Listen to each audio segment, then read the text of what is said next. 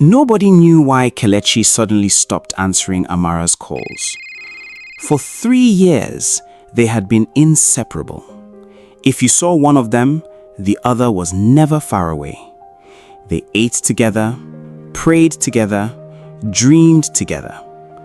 Even the women in the neighborhood had already started discussing what color they would wear to their wedding.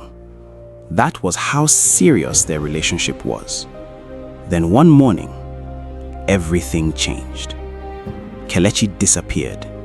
Not physically, emotionally.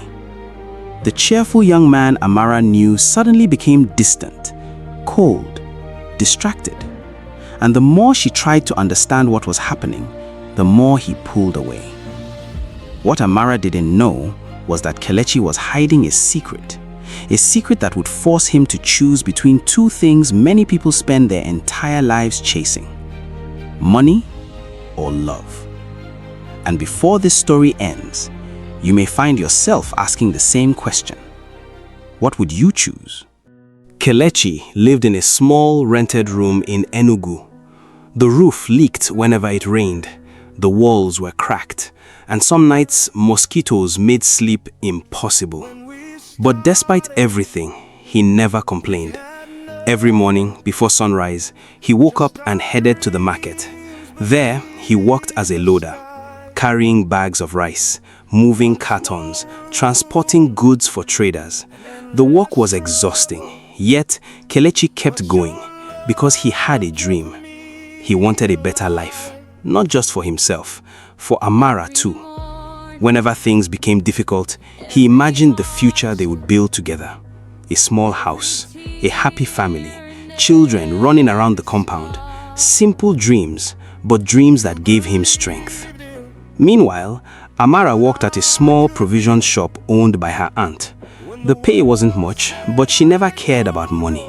She cared about people, especially Kelechi. When he couldn't afford lunch, she shared hers. When he became discouraged, she motivated him. When life pushed him down, she lifted him back up. She believed in him, even when he struggled to believe in himself. That was why everyone admired them. Their love looked real, pure, unbreakable. Or at least, that's what everyone thought. Because sometimes, life tests people when they least expect it. One hot afternoon, Kelechi received a strange phone call. The number was unfamiliar. At first, he ignored it. Then it called again, and again, and again. Eventually, he answered. "Hello?" A deep voice responded. "Am I speaking with Kelechi Okafo?" Kelechi frowned. "Yes." The voice paused, then said something unexpected. "We need to meet." Kelechi sat upright. "Who is this?" "You'll know soon enough."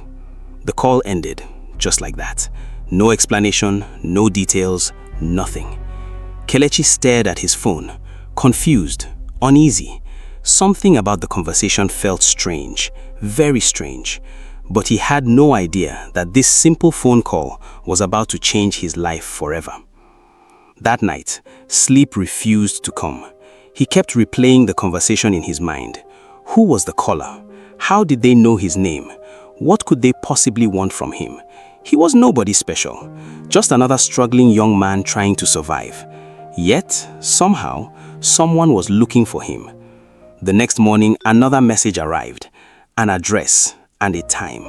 Nothing else. Curiosity battled fear inside him. Part of him wanted to ignore it. Another part wanted answers. By afternoon, curiosity won.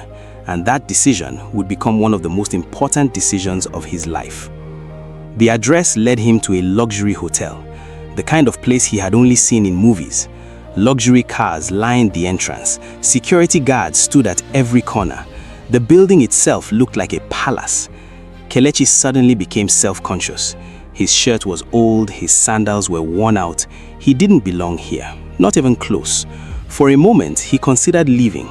Then he remembered all the questions keeping him awake. He took a deep breath and walked inside. A receptionist immediately approached him. "Mr. Kelechi." His eyes widened. Even they knew his name. He nodded slowly. The woman smiled. "Someone is expecting you." A chill ran through his body. How many people knew he was coming? And why? Moments later, he entered a private lounge. The room smelled of expensive perfume and polished wood. Sitting at the center was an elderly man, well-dressed, confident, powerful. The kind of man whose presence commanded attention without saying a word. The man smiled. "Welcome, Kelechi." Kelechi swallowed nervously. "Sir, do I know you?" The man laughed softly. "No." He stood up and extended his hand. "My name is Chief Okonkwo." The name immediately sounded familiar. Everyone in Enugu knew who Chief Okonkwo was. Business mogul, property owner, millionaire. Some even called him a billionaire. Why would a man like that want to see someone like him? The question echoed in his head. Chief Okonkwo seemed to notice. "You are wondering why you are here?" Kelechi nodded. The chief smiled again. "Good, you should be." What happened next left Kelechi speechless. The chief already knew everything about him. His job, his family, his struggles, even details he had never told strangers. The more the chief spoke, the more uncomfortable Kelechi became. How could this man know so much? Had he been watching him? Investigating him? Why? The questions multiplied, yet answers remained hidden. Then Chief Okonkwo leaned forward and lowered his voice. "Kelechi, I have an opportunity for you." The room suddenly felt quieter. His heart started beating faster. "An opportunity? What kind of opportunity?" The chief continued. "The kind of opportunity most people only dream about." Kelechi listened carefully. Every word felt important, very important. Then the chief said something that nearly stopped his heart. "If you accept my offer, poverty will disappear from your life forever." Silence. Absolute silence. Kelechi couldn't believe what he had just heard. Poverty? Gone forever? How? What kind of offer could possibly do that? But the chief wasn't ready to reveal everything. Not yet. Instead, he smiled and changed the subject, leaving Kelechi even more confused than before. When the meeting ended, Kelechi returned home with more questions than answers. His mind raced all night. The chief's words echoed repeatedly. Poverty will disappear from your life forever. What did that mean? A job? A business partnership? A scholarship? An inheritance? Nothing made sense. Meanwhile, Amara noticed something was wrong immediately. She had known Kelechi too long not to. The next day, she confronted him. "Kelechi." He looked up. "What is it?" She crossed her arms. "You've been acting strange." He forced a smile. "I'm fine." She shook her head. "No." The concern in her eyes made him uncomfortable. "You haven't been yourself." For a moment, he almost told her everything. The phone calls, the meetings, the mysterious chief. But something stopped him. Because deep down, he feared what might happen if she knew. "I'm just tired," he lied. Amara wasn't convinced, not even a little. But she let it go. For now. Days passed. Then Chief Okonkwo invited him again, this time to his mansion.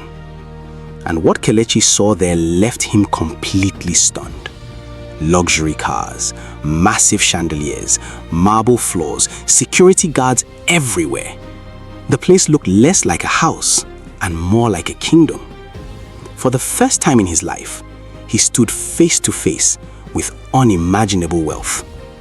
And as he admired everything around him, a young woman entered the room. Elegant, beautiful, confident. The chief smiled. "Kelechi?" He pointed toward her. "I would like you to meet my daughter." Kelechi turned. Their eyes met. And in that moment, he had absolutely no idea that this woman was about to become the center of the biggest decision of his life.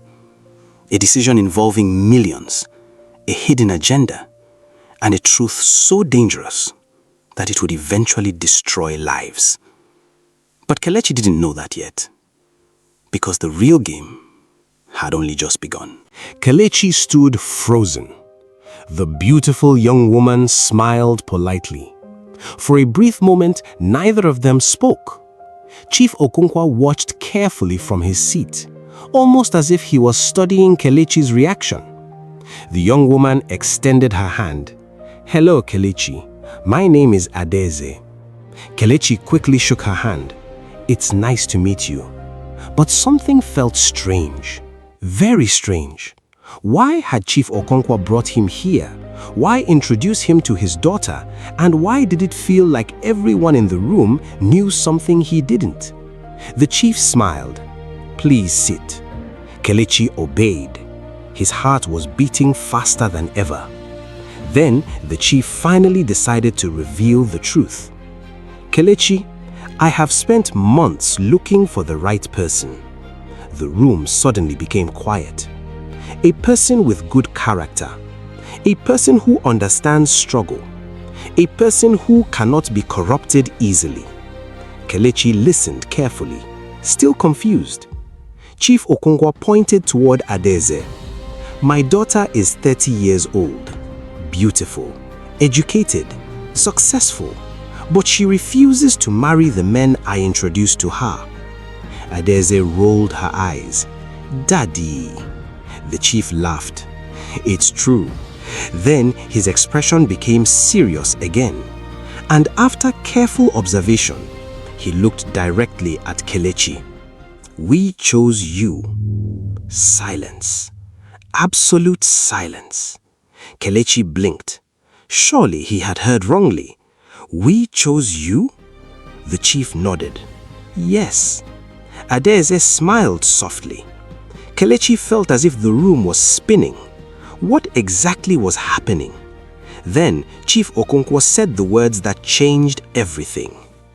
"I want you to marry my daughter." The words hit him like thunder. His ears rang. His mouth became dry.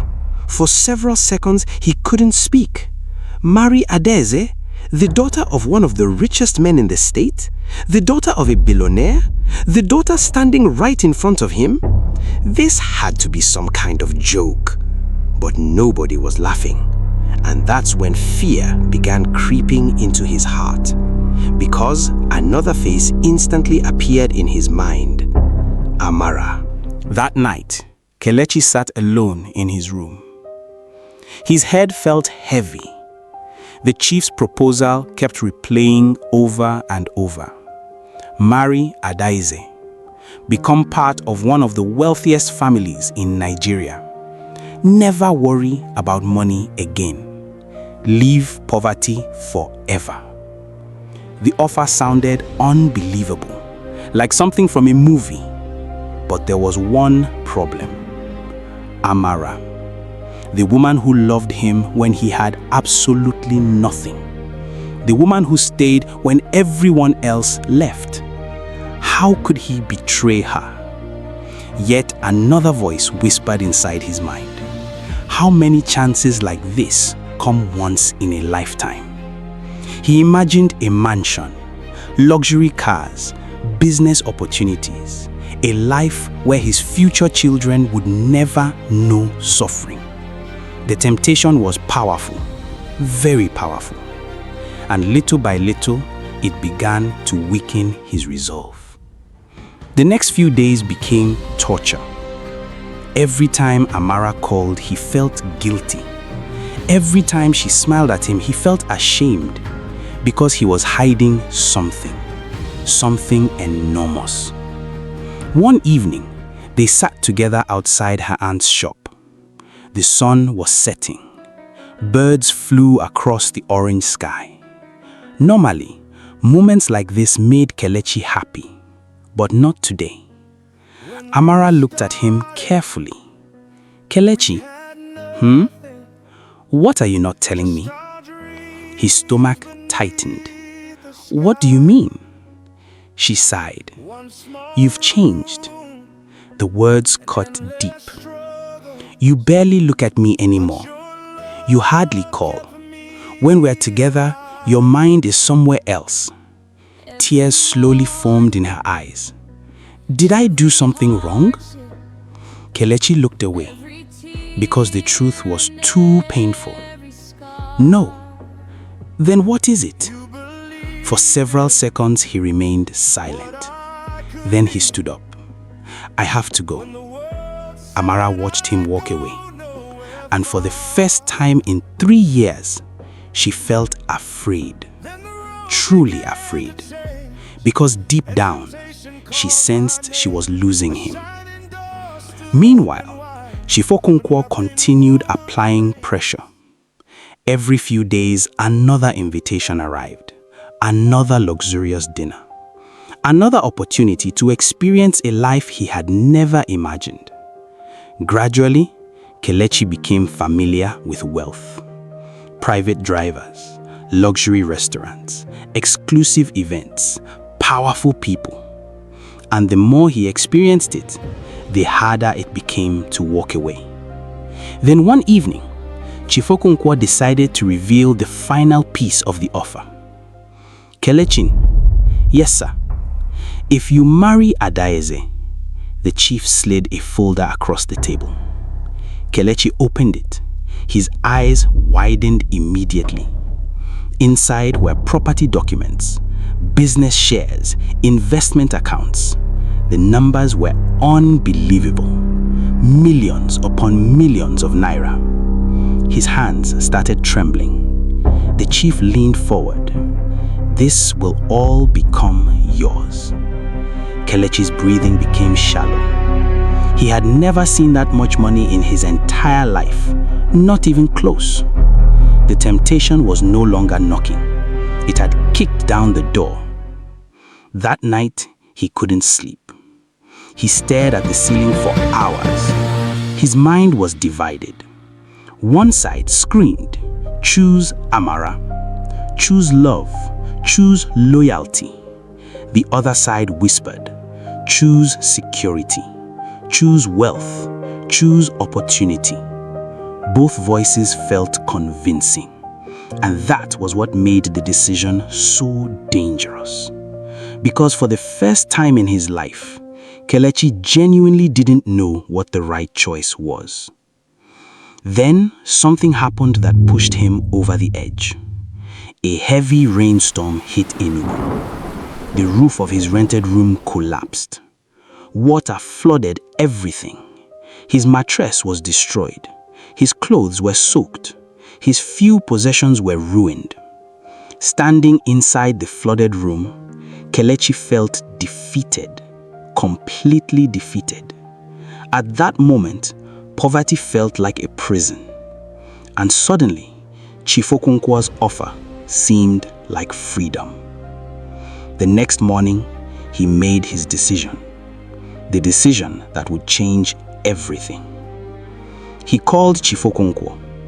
The chief answered immediately. "I've made my choice." A smile appeared on the old man's face. "And?" Kelechi closed his eyes. Then he said it. "I accept."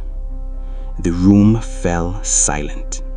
For a moment, even Kelechi struggled to believe the words had come from his own mouth. But it was done. There was no taking them back. He had chosen money over love.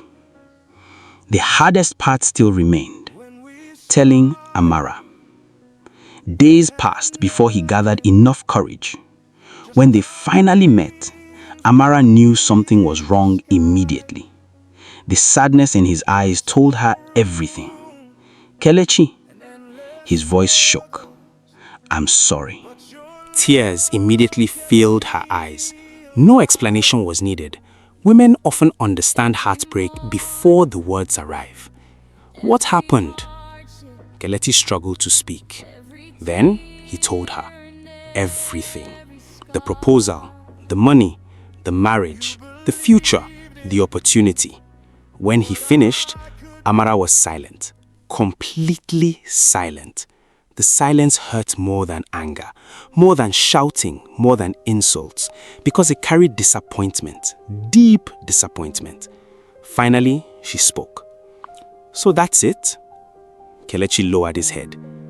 "Amara," she raised a hand. "No." Tears rolled down her cheeks. "I stood beside you when nobody believed in you." Her voice cracked. "I loved you when you had nothing." More tears followed. "And now that something better has appeared," she laughed bitterly, "you chose money." Kelechi couldn't respond, because everything she said was true.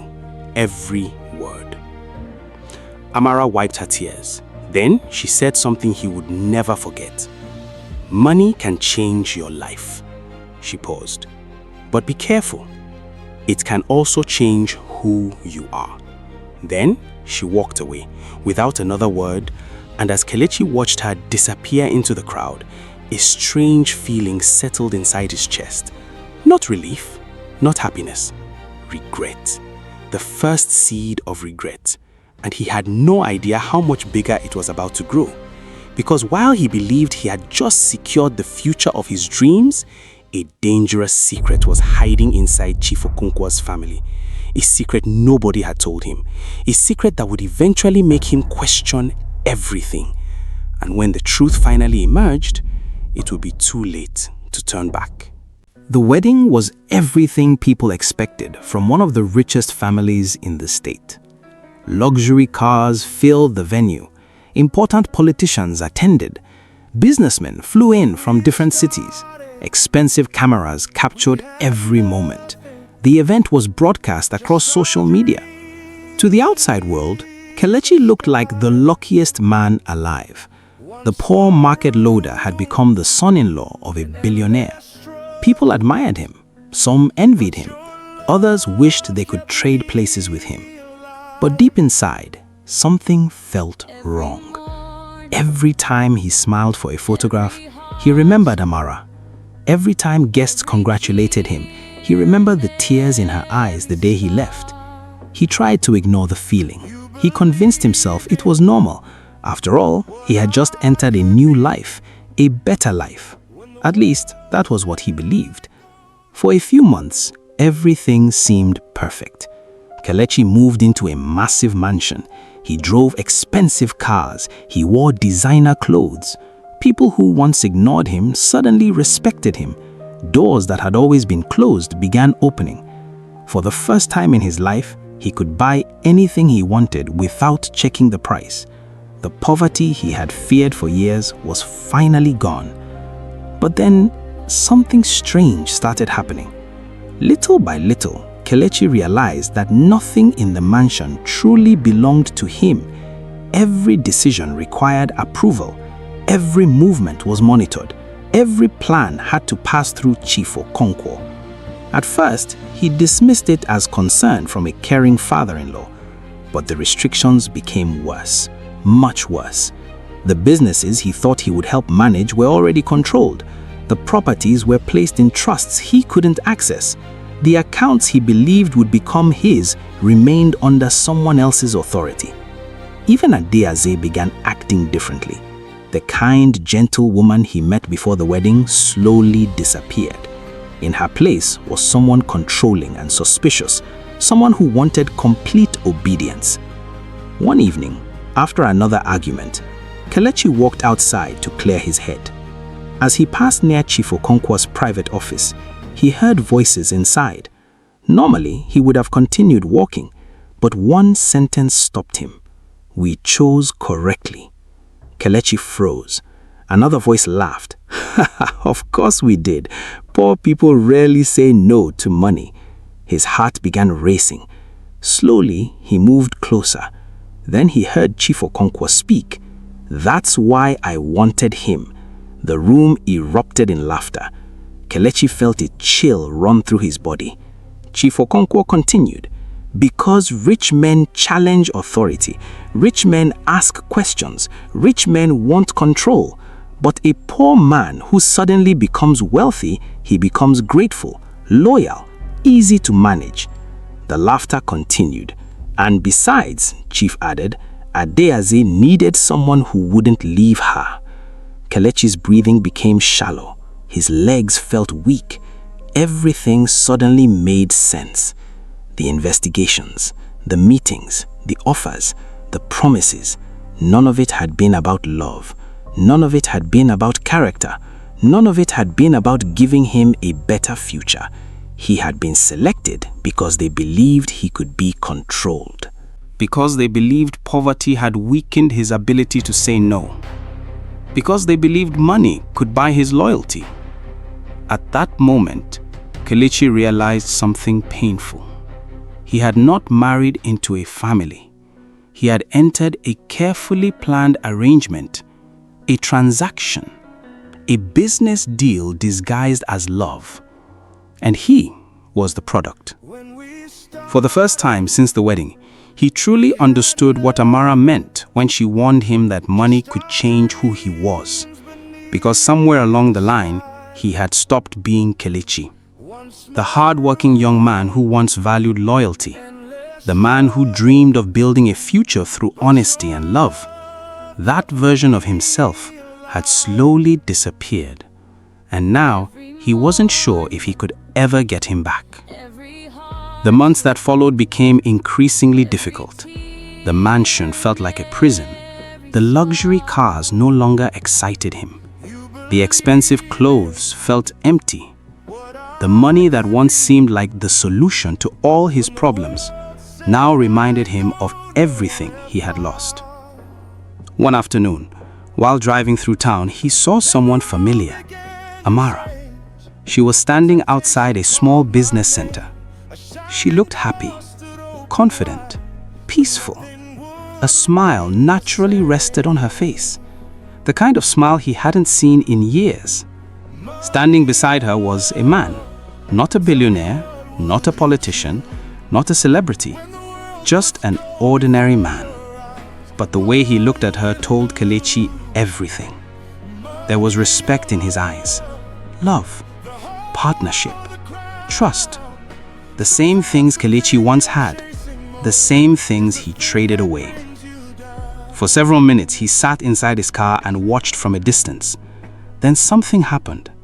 Amara laughed, a genuine laugh, the type that comes from deep happiness.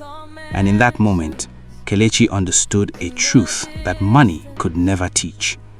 Some things become more valuable only after they are gone, and by then, it is often too late. Years later, Kelechi became successful in his own right. He learned business, built investments, created opportunities for others. But despite all his achievements, one question never stopped following him. What if? What if he had chosen differently? What if he had trusted the person who believed in him before success arrived? What if he had built his future with someone who loved him instead of someone who selected him? Those questions remained unanswered. Not because he lacked money, but because life rarely gives us the chance to relive our biggest decisions. Every choice carries a cost. Sometimes the cost is immediate. Sometimes it takes years to appear. And sometimes the things we gain are not worth the things we lose. The lesson from Kelechi's story is not that money is evil. Money matters. Money creates opportunities. Money can improve lives. Money can solve many problems. But money should never become the only reason for a major life decision. Because when money becomes the foundation of every choice, we risk overlooking the people, values, and relationships that truly give life meaning. Success without peace feels empty. Wealth without trust feels lonely. Achievement without purpose feels hollow. And relationships built only on financial gain often struggle when circumstances change. The most successful people understand that life is not always about choosing money or choosing love. It is about choosing wisely, choosing people who grow with you, choosing opportunities that align with your values, choosing principles that remain valuable long after the money arrives. Because at the end of the day, money can open doors, but character determines what happens after those doors open. And sometimes, the greatest investment you can make is not in a business, a property, or a bank account. Sometimes, the greatest investment is in the people who believed in you before anyone else did. So, if life ever places you at a crossroads between what looks valuable and what truly matters, pause before making your decision. Because some opportunities change your bank account, but other opportunities change your entire life. And knowing the difference can save you from a lifetime of regret.